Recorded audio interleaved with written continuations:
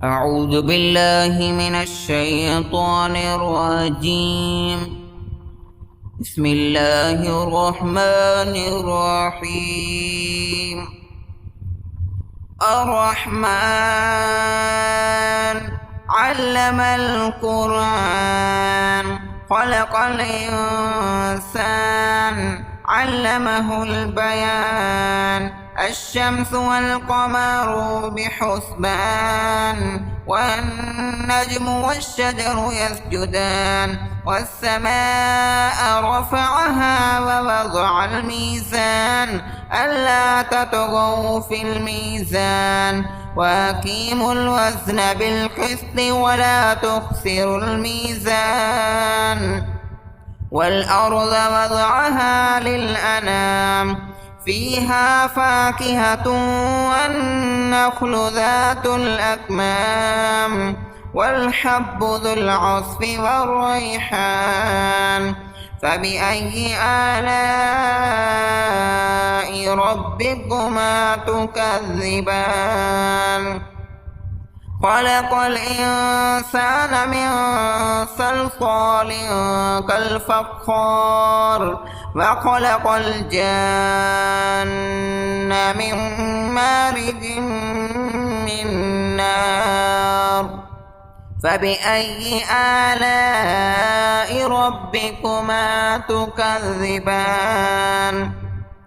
رب المشرقين ورب المغربين فبأي آلاء ربكما تكذبان مرج البحرين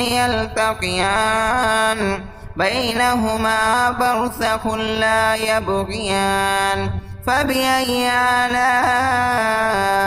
ربكما تكذبان يخرج منهما اللؤلؤ والمرجان فبأي آلاء ربكما تكذبان وله الجوار المنشآت في البحر كالأعلام فبأي آلاء ربكما تكذبان كل من عليها فان ويبقى وجه ربك ذو الجلال والإكرام فبأي آلاء ربكما تكذبان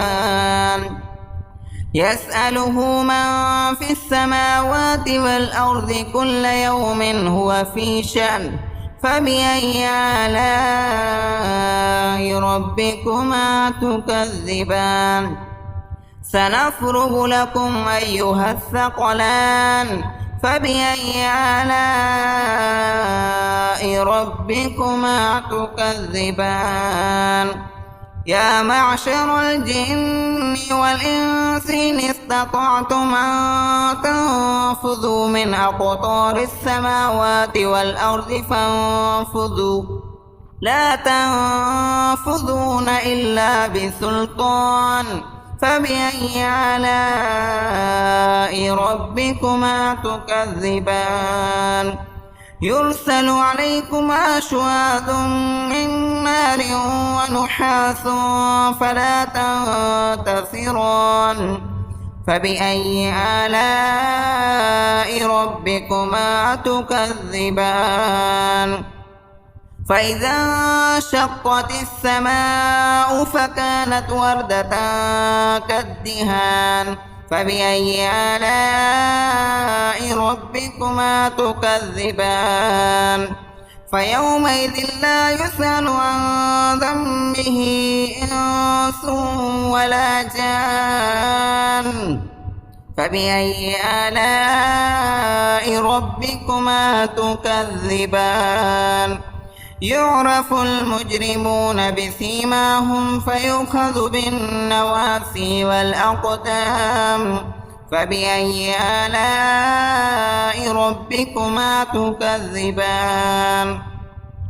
هذه جهنم التي يكذب بها المجرمون يطوفون بينها وبين حميم آن فبأي آلاء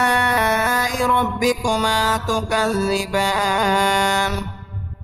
ولمن خاف مقام ربه جنتان فبأي آلاء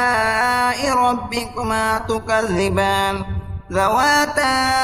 أفنان فبأي آلاء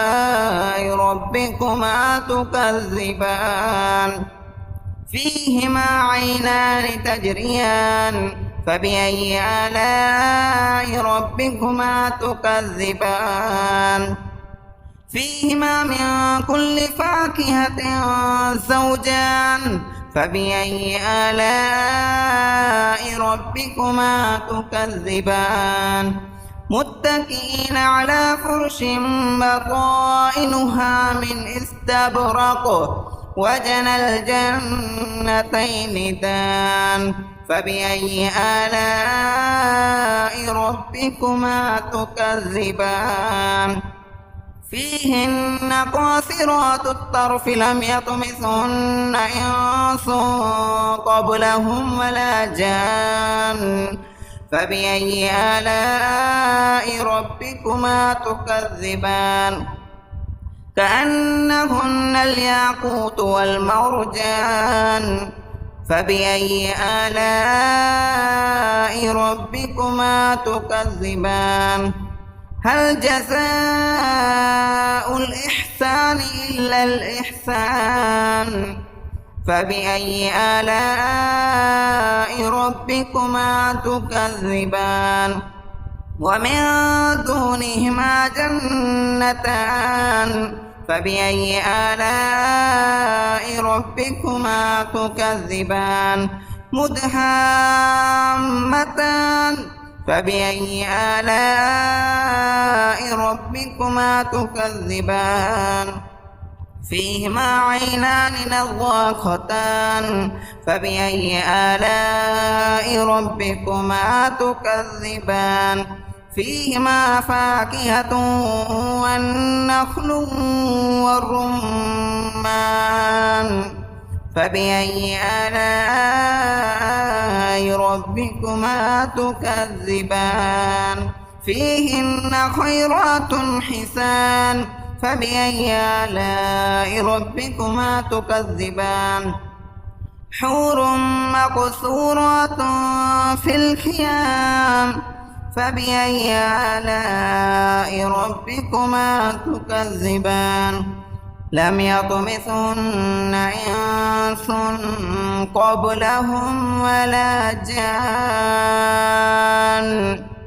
فبأي آلاء ربكما تكذبان